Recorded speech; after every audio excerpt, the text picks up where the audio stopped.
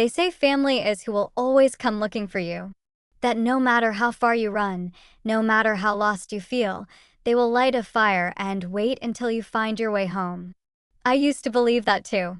I believed it when I was a little girl hiding in the hallway, waiting to be asked to join. I believed it when I stood by the window watching them drive away without realizing I was not in the car. I even believed it the first night I spent alone in the mountains, thinking it was just a mistake, a terrible oversight. But as the hours passed, as the sun disappeared and the forest swallowed every sound except the pounding of my own heart, I realized something that shattered me more than the cold ever could. They had not lost me. They had left me. On purpose. It was not panic that made them fail to find me. It was peace. I was not the child they forgot. I was the problem they solved. And I would never be the same after that. When help came, I did not cry. I did not run to them. I simply stepped into the ranger's truck, looked out the window, and told myself one thing over and over. If I survive this, I will never go back. Not to the house. Not to the silence. Not to the people who looked at me and saw burden instead of blood. I kept that promise for 30 years.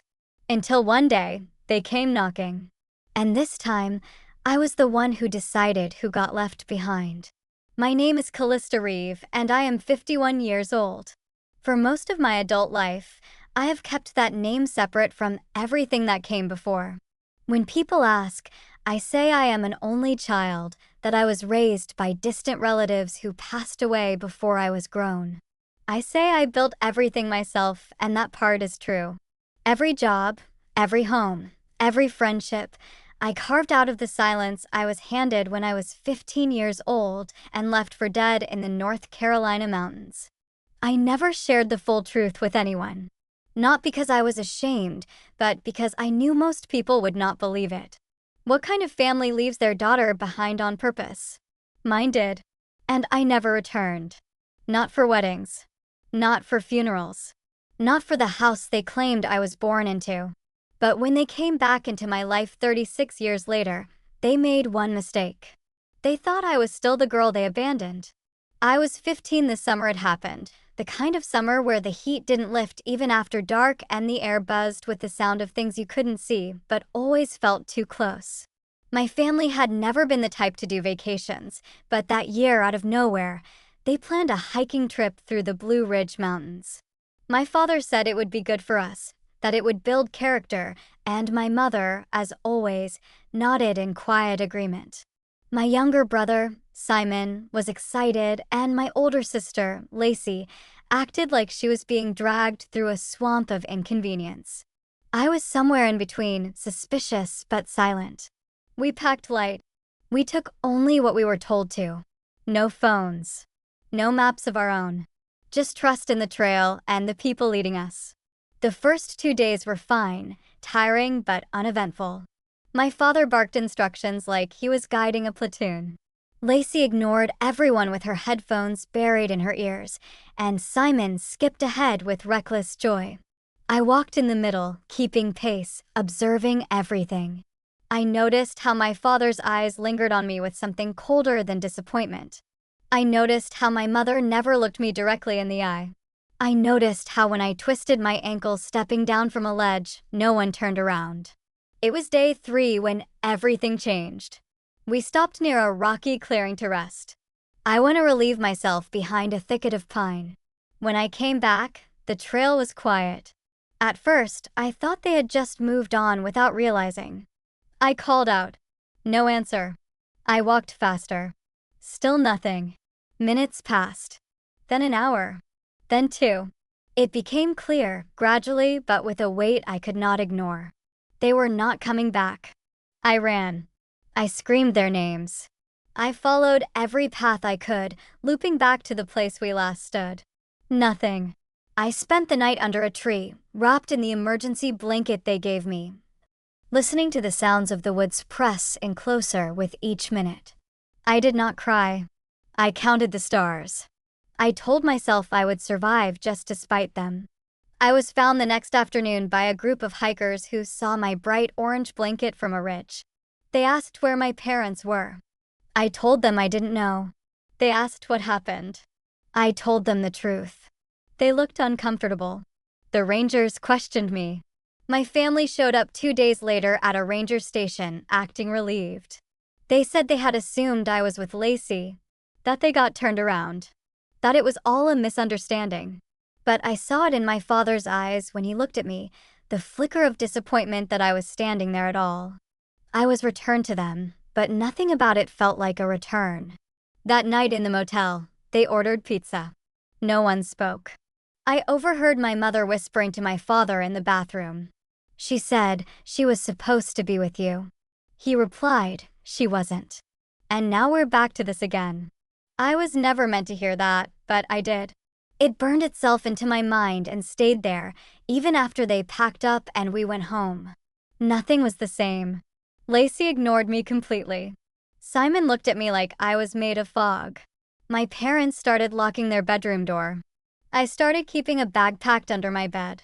3 months later, I left. I took a bus across 3 states and started over. I changed my last name when I turned 18. I told no one where I had gone. I learned how to survive without warmth. I learned that family was not about blood. It was about safety. And if they could not keep me safe, they had no right to call me theirs. I told myself I would never return to that town, to that name, to the people who had once looked at me and decided they were lighter without me. And for decades, I kept that promise. It was a Tuesday when the letter came, folded neatly inside a cream-colored envelope with no return address, no company name, just my current name written in tidy script across the front like someone had taken the time to get every loop perfect. I almost threw it away, assuming it was another promotional flyer or church invitation, but something about the handwriting made me pause. When I opened it, I felt my stomach turn cold before my eyes even made it to the second sentence.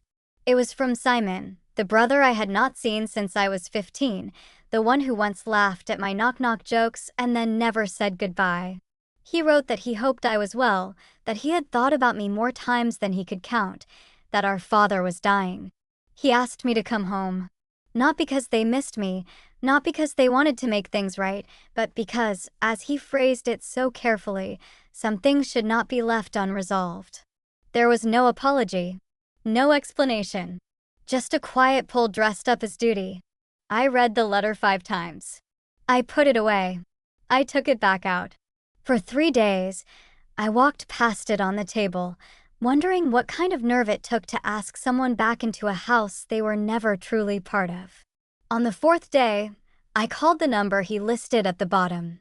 He answered on the 2nd ring. I did not say hello.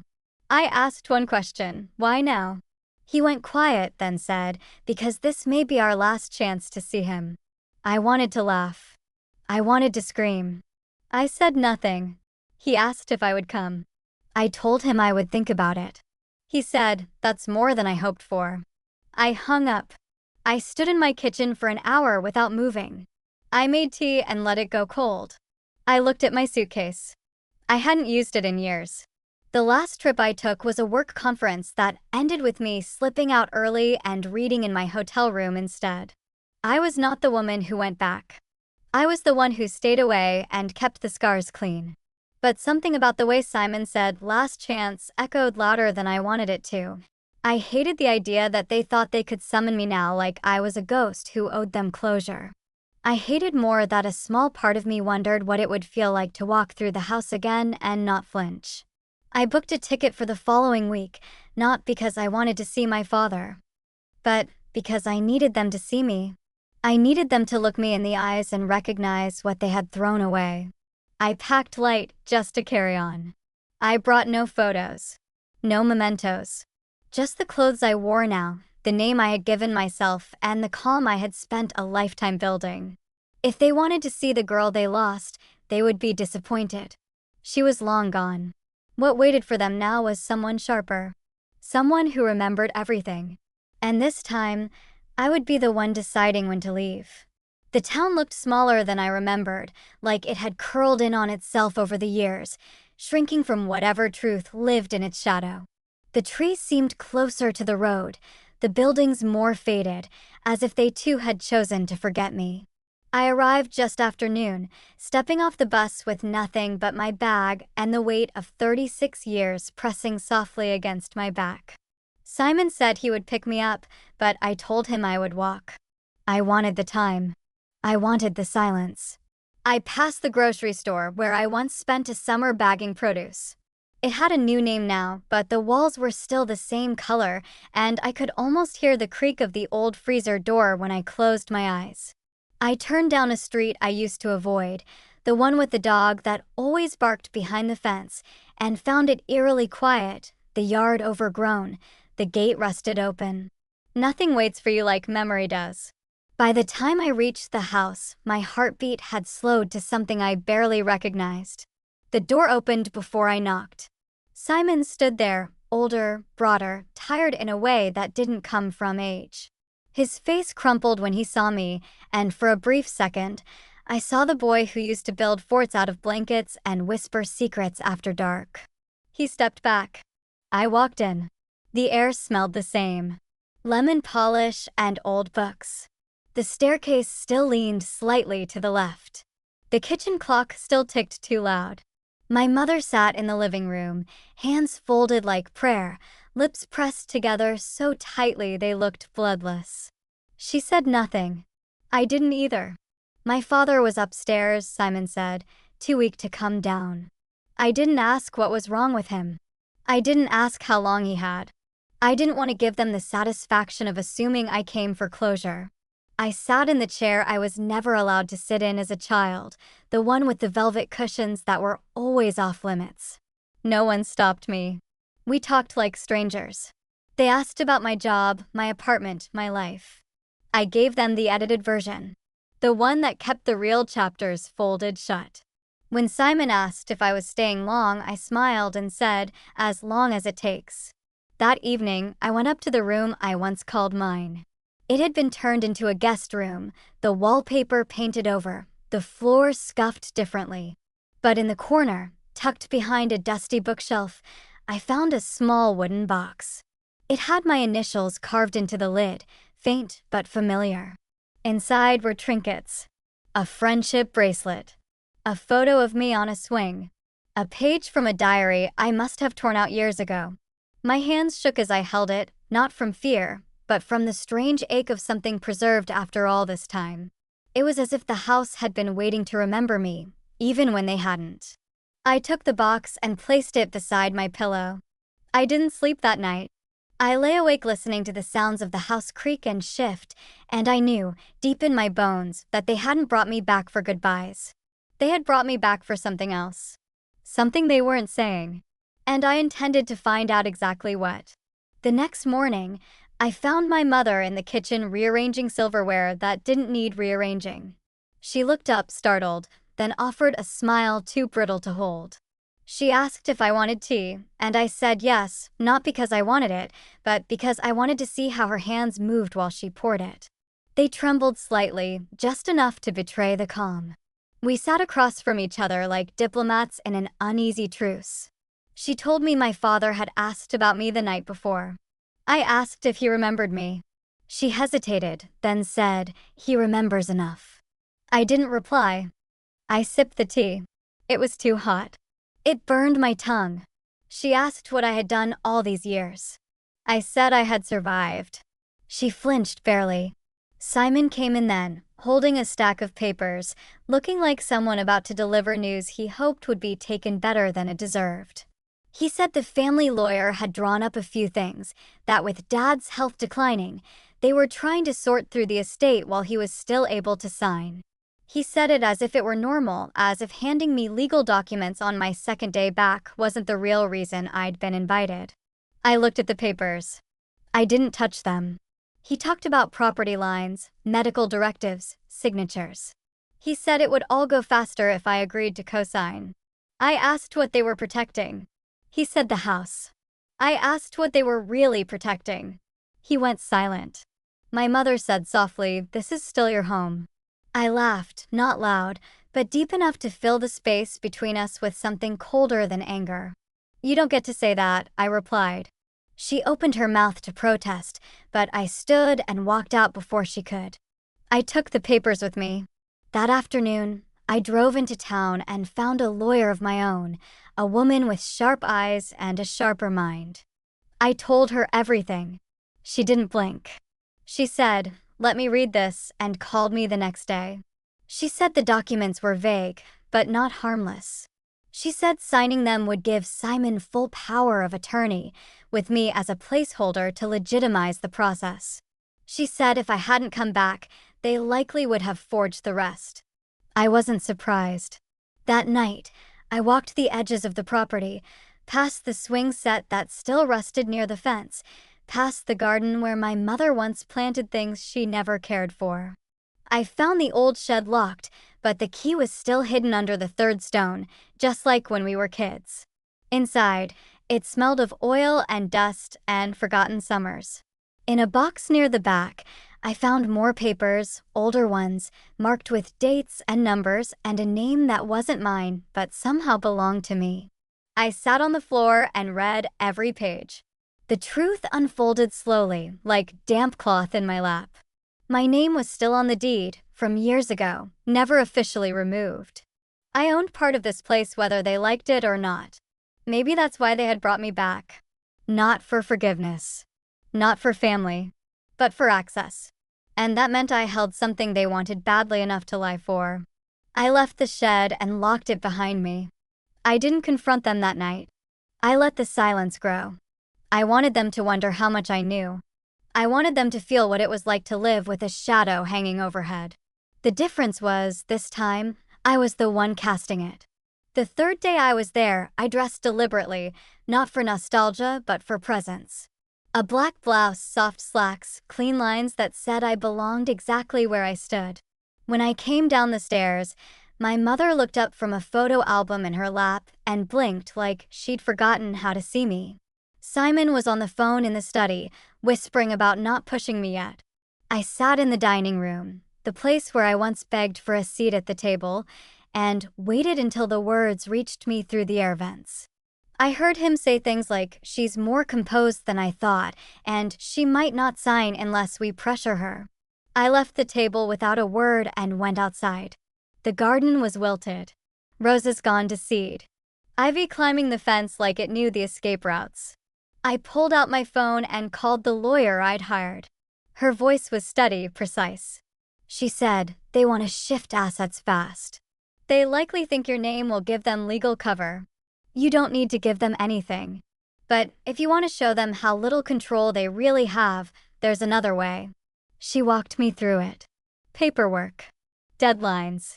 Notification clauses. I thanked her and hung up. When I walked back inside, I found Simon waiting with a hesitant smile. He asked if we could talk. I said, "Only if you start." He looked uncomfortable. He said he never agreed with what happened. That he thought I'd just wandered off. That he didn't understand until it was too late. I said, "You were 13. You knew." He dropped his gaze. He said our father was fading, that it was tearing the family apart, that my help would bring stability. I said, "Your version of stability has always meant silence from me." He flinched, but not deeply. He asked if I still loved them, if I ever did. I said, "Love has nothing to do with it anymore." I turned away, went to my room, and drafted my own petition with my lawyer's help. I didn't sleep that night either. The walls creaked again, and the wind scraped against the window in a rhythm that sounded like an old voice repeating old lies. In the morning, I handed Simon an envelope. He opened it slowly. His hands trembled when he read it.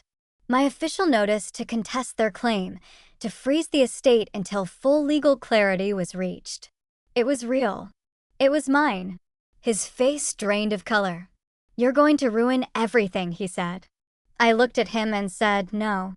I'm going to stop pretending you didn't already." My mother walked in halfway through, still in her robe, her eyes puffy like she hadn't slept either. She saw the paper in his hands, and her voice cracked as she said, "What have you done?" I said, "Protected myself." "Something you never did." I left the room before they could reply. I packed my bag not because I was leaving immediately, but because I wanted them to feel the uncertainty of it, the way I once did, watching a family disappear without a sound. I went out to the porch and sat in the same chair my father used to claim as his throne. The wind moved through the trees. I waited.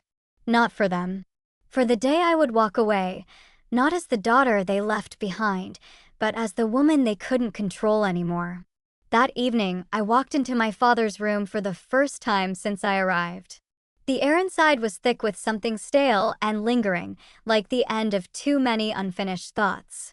He lay in bed, smaller than I remembered, tucked beneath layers of blankets as though he might slip through the cracks if not pinned down by the weight.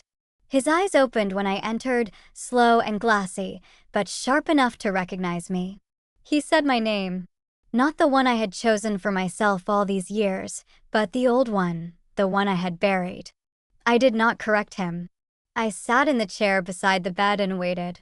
His breath came shallow, uneven. He said it was good to see me. I said, "Is it?" He closed his eyes for a long moment, and when he opened them again, he said, "I never expected you'd come." I said, "You shouldn't have." He stared at the ceiling, maybe remembering, maybe pretending. He said, "It wasn't supposed to go like that. We thought you were following Lacey. We thought." I cut him off. "You thought it would be easier without me." He didn't deny it. That was the only truth I ever wanted from him. He whispered, "Your mother cried for days." I said, "Not the day it happened." He said, "I didn't cry either. That's my burden." I said, "No, that's mine." The room fell silent. The kind of silence that isn't waiting to be filled, but to be understood. He asked if I had come back to say goodbye. I said, "No. I came to tell you I remember everything." He turned his head to look at me. "I was a hard man," he said. "I did what I thought was necessary.